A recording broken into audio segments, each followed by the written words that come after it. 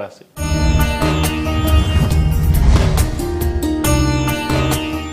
మకర రాశి వారికి ఆదాయం 8, వ్యయం 14, రాజపూజ్యం 4, అవమానం 5. మకర రాశి వారికి శని భగవానుడు కుంభరాశి నుండి మేన రాశి ప్రవేశించారు.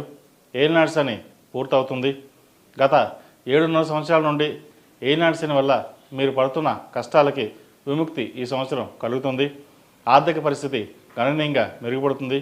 ఒక రకంగా మకర రాశి వారికి మంచి రోజులని చెప్పవచ్చు. తృతీయ శని సంచారం వల్ల కొన్ని ఉపయోగకరమైన పనులు చేస్తారు. దూర ప్రాంత ప్రయాణాలు చేస్తారు. ఇంతకుముందు కంటే కూడా చాలా విషయాల్లో విజయాలు సాధిస్తారు. రాహు ద్వితీయంలో, కేతు అష్టమంలో ఉన్న కారణం చేత చిన్న చిన్న ఇబ్బందులు తొలగిపోతాయి. అష్టమకేతు అనుకూలంగా లేడు కాబట్టి ఆరోగ్యపరమైన జాగ్రత్తలు తీసుకోవాలి. ఆర్థికంగా నిలదొక్కోవడానికి ఇది మంచి సమయం అని కూడా చెప్పవచ్చు. మే 15 నుండి గురు పంచమం నుండి షష్టంలో ప్రవేశిస్తారు. కాబట్టి ఆర్థిక పరిస్థితి ఆశాజనకంగా ఉంటుంది. కానీ ఎక్కువగా పొదుపు చేయలేకపోతారు. అంటే ఖర్చులు ఎక్కువగా ఉంటాయి. ఖర్చుల విషయంలో జాగ్రత్తలు తీసుకోవాలి. నూతన ఉత్సాహం లభిస్తుంది. ఉద్యోగంలో ఉన్నత స్థితికి వెళ్తారు. ప్రమోషన్స్ లేదా నూతన ఉద్యోగం లభించవచ్చు. వైద్య, సాఫ్ట్వేర్, రియల్ ఎస్టేట్, పోటీ పరీక్షల్లో మంచి విజయాలు సాధిస్తారు. జీవిత భాగస్వామితో కలిసి దేవాలయాలను సందర్శిస్తారు. వ్యాపారపరమైన విషయాలు, వ్యాపారంలో రొటేషన్స్ బాగుంటాయి. హోటళ్ళు, హాస్టల్స్ నడిపే వారికి అనుకూల కాలం. ప్రభుత్వ రంగ సంస్థల నుండి రావాల్సిన రాయితీలు లభిస్తాయి. వైద్యం, సాఫ్ట్వేర్, పత్తి వ్యాపారం, అలంకార సామాగ్రి, బ్యూటీ పార్లర్, ఫ్యాషన్ డిజైనింగ్ బాగుంటుంది. విదేశీ వ్యవహారాలు అనుకూలిస్తాయి. ఇంపోర్ట్ అండ్ ఎక్స్పోర్ట్స్ వ్యాపారాలు మంచి లాభాలు తెచ్చిపెడతాయి.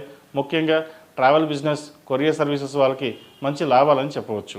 బంధుమిత్రుల సహాయ సహకారాలు మీకు కొండంత అండగా నిలుస్తాయి. మీ యొక్క తెలివితేటలతో అందరినీ మెప్పిస్తారు. అయితే ఆరోగ్యపరంగా మటుకి జాగ్రత్తలు తప్పక తీసుకోవాలి.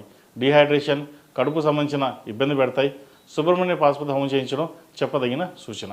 విద్యార్థులకు విద్యాపరంగా అభివృద్ధి బాగున్నప్పటికీ ఇతరులతో పోల్చుకుని చూసుకున్నప్పటికీ కొంత లోటుగా అనిపిస్తుంది.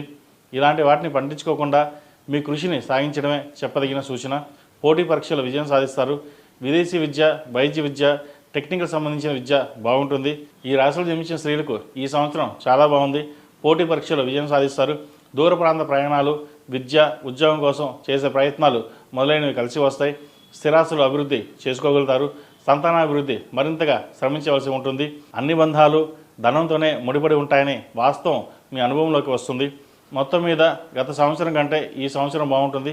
ఈ రాశివారు ఈ సంవత్సరం విష్ణు సహస్రనామం స్తోత్రం పఠించడం, లక్ష్మీ గణపతి హోమం, సుబ్రహ్మణ్య పాశుపత హోమం చేస్తే మంచి ఫలితాలు ఉంటాయి.